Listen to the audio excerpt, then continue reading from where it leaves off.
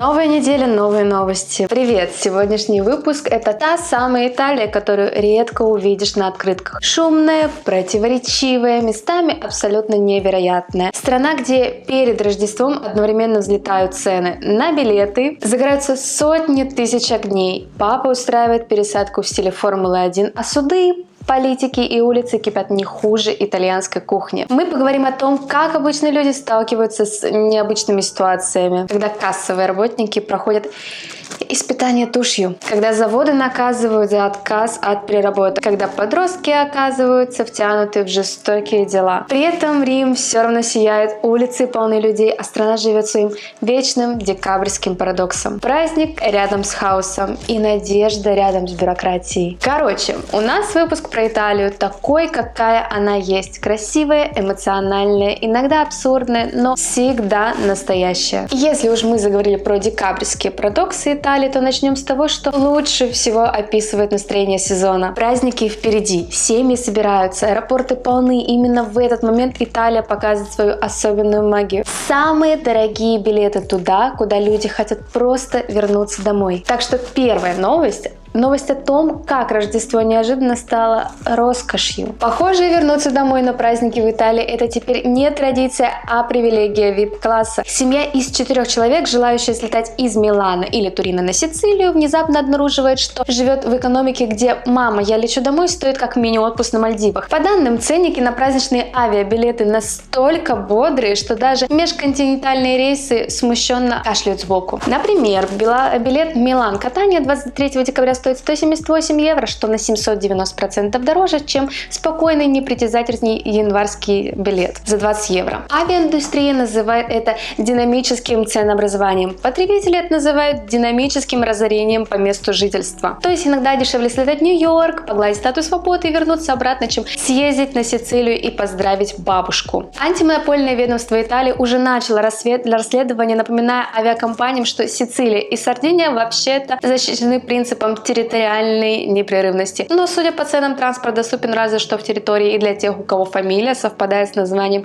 футбольного стадиона. Итальянцы же тем временем включают режим логистов-выживальщиков. Летят через Мальту, выбирают Варшаву, Краков, проводят ночь в аэропорту. Все, чтобы сэкономить заветные 100-150 евро. В какой-то момент это уже не путешествие, а челлендж в стиле «вернись домой, если сможешь». Чем закончится эта история, пока не ясно. Но точно можно сказать одно: Рождество в Италии становится роскошью, а встреча с семьей — долгожданным финансовым проектом. И сейчас мы переходим от рождественских авиабилетов по цене души к новости, где скорости тоже заметно выше обычных. Только теперь в центре внимания не самолеты, а понтифик, который внезапно демонстрирует навыки. Пит-стоп, достойный Формулы-1. Папа Лев XIV, человек, который, кажется, каждый год пытается переписать сценарий того, как должен выглядеть понтифик в 21 веке. 8 декабря он, как и положено, по традиции, отправился в центр Рима, чтобы благословить статую Девы Марии на площади Миньянелли. Ритуал, который выполняют все папы в праздник непорочного зачатия. И, конечно, появился он как настоящий герой католического ретро, стоя в белом кабриолете Fiat, легендарном автомобиле понтификов. Машина эта уже настолько культовая, что если бы у Ватикана был свой комикс, Кампаньола была бы отдельным персонажем с собственным мерчем. Но вот дальше произошло то, что интернет обожает. Контент, который ты не ожидаешь, но получаешь удовольствием. На полпути в тоннеле между Виа дель Тритоне и Виа Национале папа внезапно меняет транспорт. Просто берет и пересаживается из ретро-кабриолета в современный внедорожник. Ловкость, с которой это было сделано, журналистка сравнила с пит-стопом Формулы-1, и ее видео моментально разлетелось по всем соцсетям. После этого молниеносного апгрейда понтифик отправился в Кастель-Гандольфо, загородную резиденцию понтификов, где провел остаток дня в тишине и природе. Видео моментально стало вирусным, потому что, конечно же, редко увидишь, как понтифик делает что-то, напоминающее смену болида. Если честно, еще пару таких эпизодов, и людям начнет казаться, что папа вполне может выиграть Гран-при Монцы, если поставить, конечно же, правильные шины. После папского пит-стопа мы плавно, не очень плавно, а как на кочке ныряем в историю, которая могла бы стать моралью к рождественской притче, если бы эту притчу писал не Святой Лука, а сервис поддержки Ryanair. Иногда делаешь добро и чувствуешь, как мир становится так чуть светлее, а иногда думаешь, и мир становится на 500 евро темнее, именно такая судьба достигла британскую женщину-врача, история которой взлетела в британских медиа, в том числе через популярную рубрику. Врач из Суррея просто шла на посадку рейса Ryanair в Пескару. Ничего необычного. Чемоданы, толпы, запах кофе, внутренний голос, только бы не забыть зарядку. Но вот прямо перед ней падает с эскалатора пожилая женщина. Серьезные травмы, перелом кисти, рваные раны. Для врача выбора нет. Она мгновенно бросается помогать, останавливает кровотечение, стабилизирует женщину грамотно и хладнокровно. Проходит 15 минут, врач возвращается на посадку, а там уже закрыли дверь. Ryanair, как строгий надзиратель по пунктам правил, сообщает: ну, извините, нужно быть у выхода за 30 минут до вылета. Остальные 154 пассажира успели, а значит, человечность уступает место расписанию. Пустить ее и ее маленького ребенка обратно никто не собирался. И дальше начинается экономическая комедия, если бы она не была трагедией. Ожидание 6 часов, покупка другого билета до Рима, ночь в отеле, новая аренда машины, ведь та, что была в Пескаре, уже отменена. Плюс 113 евро штрафа от арены за отмену рейса. Суммарно почти 500 евро за то, что человек спас как бы другого человека. Когда журналисты запросили комментарий, Ryanair был непреклонен. Правило есть правило. На фоне таких новостей максимально четко понимаешь, почему человечность — это не бизнес-модель, а выбор. И Ryanair этот выбор сделал в сторону расписания, а не здравого смысла. После истории с Ryanair, где доброта оказалась роскошью, которую компания не готова субсидировать, мы переходим к другой реальности. Тоже из мира обслуживания, но уже на земле. Там тоже есть контроль, тоже есть ощущение, что иногда корпорации живут в параллельной вселенной, где логика — это факультатив. Представьте, вы работаете кассиром 36 лет. 36. Это значит, что вы пробивали покупки еще тогда, когда евро даже не было, а кассовый сканер весил как небольшой фиат. И вот в один обычный день вы вдруг оказываетесь наказаны по максимуму, как будто украли магазинную тележку целиком прям. Именно это случилось с сотрудницей супермаркета Pam Panorama. Причина: она не заметила тушь ресниц, спрятанную в пакете с каштанами. Но это была не ошибка покупателя, не забывчивость, не недосмотр. Это был тест тележкой. Фирменная практика крупных сетей, когда инспекторы под видом обычных клиентов искусственно моделируют такие мини-кражи. Ты должен заметить товар, который кто-то специально спрятал между фруктами, крупами или хлебом. А если ты не заметил, ты плохой работник. Результат для кассирши: отстранение на 10 дней без зарплаты. Максимальное наказание по внутренним правилам, буквально шаг от увольнения. Профсоюзы взорвались мгновенно. Они заявили, что это не просто дисциплинарная мера, а демонстрация силы. Это устрашающий сигнал для всех. Любая, даже случайная ошибка может привести к серьезным последствиям, вне зависимости от стажа и заслуг. И знаете, когда слышишь 36 лет работы, просто невозможно не согласиться, потому что это уже не ошибка, это как минимум уважение к человеку, чтобы не превращать его карьеру в ловушку, с тушью. Но профсоюзы резонно указывают: персонала меньше, покупок стало больше, кассы ускорены просто до предела, а большинство настоящих краж проходит на самообслуживание, где вообще нет визуального контроля. И вместо того, чтобы инвестировать в камеры, алгоритму, охраны, сеть Pam Panorama выбирает что? Правильно, охоту на сотрудников. Все логично. Работников делают козлами отпущения за управленческие ошибки, заявляют представители профсоюзов. Профсоюзы объявили национальную мобилизацию, и теперь эта история не про одну женщину, а просто вообще про весь сектор. Рабочие не должны бояться ошибиться, если ошибка была запрограммирована работодателем. После корпоративных ловушек с тушью мы резко меняем тон и ныряем в историю, от которой мороз по коже. Это тот случай, когда новость звучит как бытовой эпизод, а как сюжет триллера, который ты бы выключил за жестокость, если бы он был выдуман. Но это реальность. Недалеко от Неаполя произошла история, от которой даже итальянские новостные ленты, привычные к криминальным сюжетам, резко сбавили темп. 47-летний медбрат был арестован за пытки своей сожительницы. Это не преувеличение, а именно пытки. Вся цепочка событий началась с отчаянного звонка женщины: он бьет меня с утра и заставляет пить успокоительные, чтобы я ничего не помнила. И вот этот момент, когда, можно сказать, ее собственная смелость спасла просто ей жизнь. Когда карабинеры приехали, перед ними открылось то, что обычно показывают под пометкой «на основе реальных событий». Кровь на двери, на лифте, на лестничной площадке, в квартире, следы борьбы, клочья волос, не бытовые, а именно следствие насилия. Пострадавшая была в крайне тяжелом состоянии: гематомы, раны от холодного оружия, следы удушения, перелом бедра. Врачи прогнозируют минимум 20 дней лечения, а это в Италии официальный показатель тяжести побоев. И дальше самое жуткое: мужчина был медбратом, человек, обязанным помогать людям. Следствие Следствие установило, что он воровал из больницы седативы, транквилизаторы, бинты, инструменты, включая скальпель, и усыплял женщину. После чего избивал, резал, душил. То есть он обезоруживал ее не только физически, но и химически, словно пациентку, только с противоположной целью.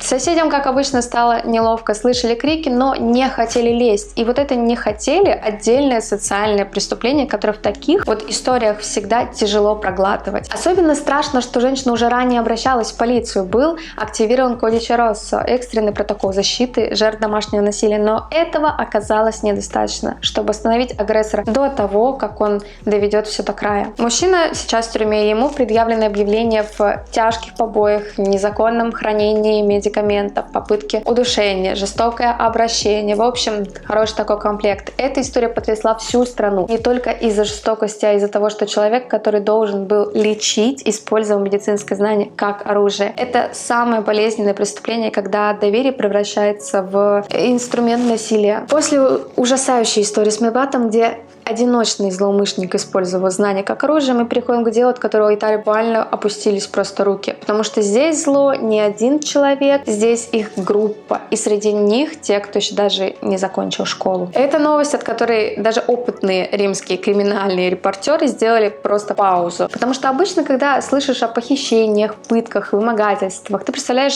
что-то далекое, скрытое, криминальное, подпольный мир. Но здесь Рим, обычный район, гаражи, где должны стоять велосипеды, старые коробки, а не люди, связанными по рукам и ногам. Карабинеры сообщили о 11 подозреваемых, 6 взрослых и, что особенно пугает, 5 несовершеннолетних. Попытки похищения человека, незаконное хранение взрывчатки — это не пугающие формулировки, это конкретные действия. По данным следствия, преступления начались еще аж в январе. Жертв забирали прямо из домов, выводили силой, увозили в гаражи в районе Массимина, обычный римский пригород. Там их связывали, били кулаками, палками, металлическими предметами. А самое жуткое — обливали кипятком. Это даже по криминальным меркам Италии не просто насилие, это пытка в чистом виде. Пострадавшие получили тяжелые травмы, и все это из-за долгов, связанных, конечно же, с наркотиками. То есть это не вспышка агрессии, не бытовой конфликт, это холодный расчет, акт запугивания, чтобы продемонстрировать, скажем так, свою силу. И здесь появляется главный шокирующий элемент — подростки. В деле участвуют несовершеннолетние, и они не случайные свидетели, не испуганные персонажи сюжета. Они часть этой группы, участвовали в похищениях и пытках. Это не точка, в которой новость перестает быть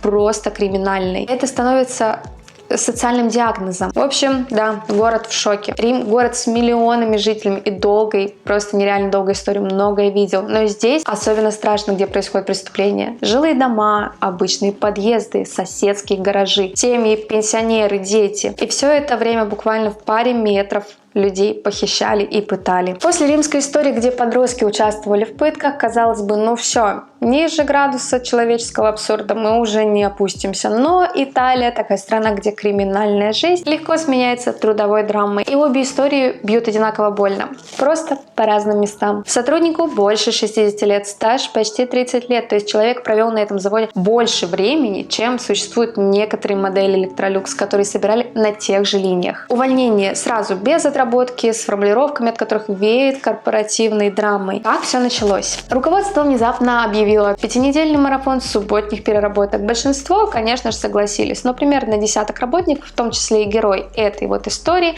отказались. Для них это был протест, здоровье, вопросы семьи. Для работодателя необоснованное отсутствие. Через несколько дней директор по персоналу сделал замечание рабочему за телефон на линии. Завязалась словесная перепалка. Как это часто бывает в цехах, где шумно, жарко, стресс высокий. Рабочему стало плохо, его отвели в медпункт, потом отправили домой. Дальше начинается самое спорное. По версии руководства, он вернулся, ворвался в кабинет кадровика, продолжил конфликт, перешел на угрозы, оскорбления. По версии самого рабочего, ничего такого не было. Все это используется как формальный повод, чтобы избавиться от одного из участников непослушной десятки. И не успел он прийти в себя, как ему вручают уведомление о немедленном увольнении. времени. В документе все. И свежий конфликт, и старые мелкие замечания за телефон. В общем, написали полный набор. Сейчас дело идет в суд, и профсоюзы называют его опасным сигналом, потому что здесь речь не о рядовом сотруднике, который поработал пару лет, а о человеке, который отдал заводу просто свои десятилетия. Почему это вызывает такую бурю в обществе? Потому что история архетипичная. Она про слабое место всей итальянской индустрии. Постоянные переработки, кадровый голод, давление на рабочие часы и ответственность, которая всегда падает на конкретного работника, а не на всю систему. Переработки часто становятся нормой, отказ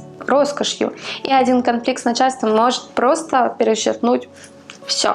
Темп переключается, как в фильме, с одного социального реализма на триллер, который почему-то снят в тосканской деревне. Это одна из тех историй, от которых даже у итальянцев реакция была: что, простите, эскаватор на дом. Но да, все именно так и было. В январе 23 года в тосканской провинции Ареццо строил атаку, достойную сценария про апокалипсис. Он направил эскаватор прямо на дом своего соседа. Внутри были люди, семья, дети. Сначала пытался остановить его криками, но эскаватор, как эскаватор, эмоции не слушает. Он продолжает идти на дом. И в этот момент мужчина сделал выбор, о котором потом думал 3 года подряд. Он взял ружье и выстрелил. Нападавший, естественно, погиб. Вот тут и начался ад. 3 года следствия, 3 года допросов, 3 года неопределенности. И только сейчас суд окончательно признал, это была законная самооборона. Впервые подробно рассказал о пережитом в эфире программы «Fuori dal coro». Это мужчина, который 3 года просыпался с вопросом: а что, если завтра меня посадят? Та ночь он говорит, что видел, как эскаватор направляется на дом. Он кричал, он пытался остановить соседа, но тот продолжал. За спиной семья. Путь к отступлению просто перекрыт. И вот тут начинается большая итальянская дискуссия. Законная самооборона. Это один из самых спорных законов в Италии. Где границы? Когда ты имеешь право стрелять? И сколько лет твоя жизнь должна проходить под следствием, даже если суд в итоге встанет на твою сторону? В Италии правовое государство работает, но очень медленно. Очень. 3 года под следствием — это и нервы, потерянные рабочие дни, репутация, здоровье. Просто страх каждый день. И здесь нет гарантии, что если ты уверен в своей правоте, система тут же тебя оправдает. Да, закон может встать на твою сторону, но цена времени просто огромная. Почему эта история разделила Италию? Потому что одни говорят: он защитил семью, что еще нужно? А другие отвечают: оружие не выход, никогда. И вот между этими двумя позициями лавирует целая страна, пытаясь решить, где именно пролегает вот эта грань между правом на защиту и правом на жизнь. История Маньяни закончилась оправданием, но главная мораль остается болезненной. В Италии можно быть правым, но 3 года ждать, пока государство это признает. После драматичной истории о самообороне снова резкий поворот. Теперь не про эскаватор, не про суд, а про то, что может изменить жизни сотни тысяч детей, выросших в Италии. Тут уже уровень тревожности не экшен, а политический саспенс, который касается будущего целого поколения. По данным TG.com, 24 Лига снова двигает тему, которая для многих семей звучит как удар в колокол. Усложнить получение гражданства для тех, кто родился в Италии, но у кого родители иностранцы. Формулировка максимально простая и максимально жесткая. В 18 лет не только заявление и документы, но еще и экзамен, плюс дополнительные проверки. Представьте подростка, который он родился в Италии. Он говорит по-итальянски лучше, чем на языке родителей. Ходил в местную школу. Жил просто здесь всю свою жизнь. А в день совершеннолетия ему вдруг говорят: поздравляем, теперь докажи, что ты достойный итальянец. Не очень праздничный сюрприз, правда? Что же говорят сторонники?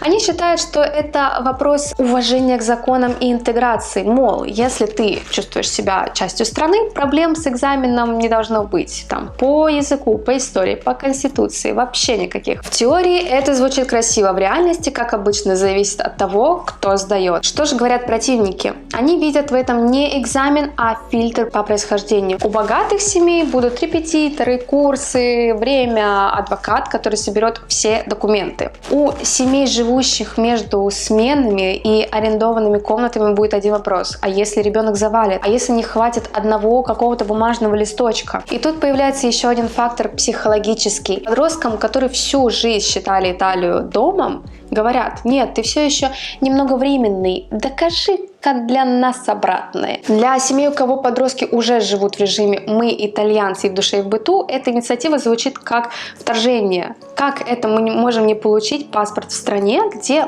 мы родились? После новости о возможных экзаменах на гражданство самое время вдохнуть, потому что следующая история наконец-то пахнет праздником, огнями, толпой счастливых людей и нулевой криминальной статистики. Ну, по крайней мере, официально нулевой. Мы переносимся туда, где 8 декабря в Риме происходит то, что каждый раз делает город похожим на открытку. Даже если ты давно привык к виду Колизея из окна автобуса. 8 декабря Рим буквально вспыхнул празднично, красиво, с тысячами телефонов поднятым вверх и коллективное «ох» на пьяцца Дель Пополо. Собрались тысячи римлян и туристов, чтобы увидеть, как на главной елке города зажигается 100 тысяч светодиодов. Это тот момент, когда даже взрослые люди на секунду становятся детьми, а туристы счастливы, потому что наконец попали в Рим не в августовскую жару, а зимой, когда город выглядит как дорогая рождественская витрина. Но это был только первый акт вечернего шоу. Виа дель Корсо тоже вспыхнула. Огромная световая линия, настоящая рождественская световая магистраль, тянувшаяся от Фламинио до Пьяцца Венеция. Засияла одновременно, и до Корсо в декабре это не улица, это уютный сияющий туннель, по которому проходит половина Италии. Обратный отсчет дал мэр. Как каждый год традиционный кандаун произнес мэр Рима Роберто Гуальтьери. Рядом с ним певица Наэми и хор детей из школы хорового пения при оперном театре. Все вместе они зажгли не только елку, но и тот самый магический ковер света, подготовленный энергетической компанией Ачеа.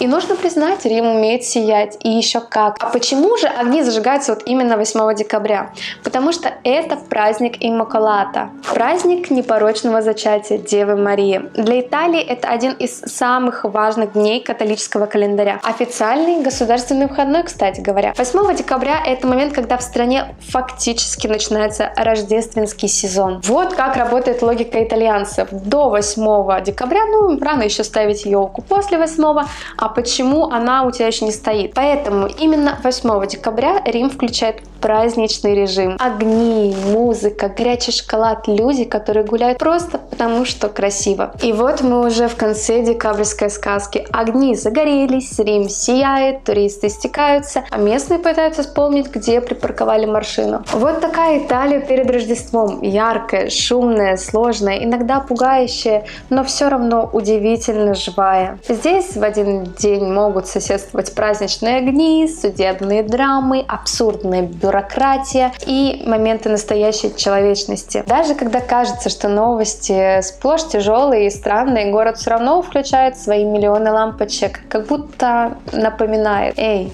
мир сейчас непростой, но держитесь, свет вокруг все еще есть. Поэтому главное не потеряться в этом вихре событий. Берегите себя, берегите близких, не бойтесь задавать вопросы, требовать справедливости и радоваться простым вещам. Италия поражает своей эмоциональной жизнью, а мы будем продолжать ее рассказывать. До следующего выпуска. Buona serata, и пусть у вас сегодня зажжется свой маленький огонек.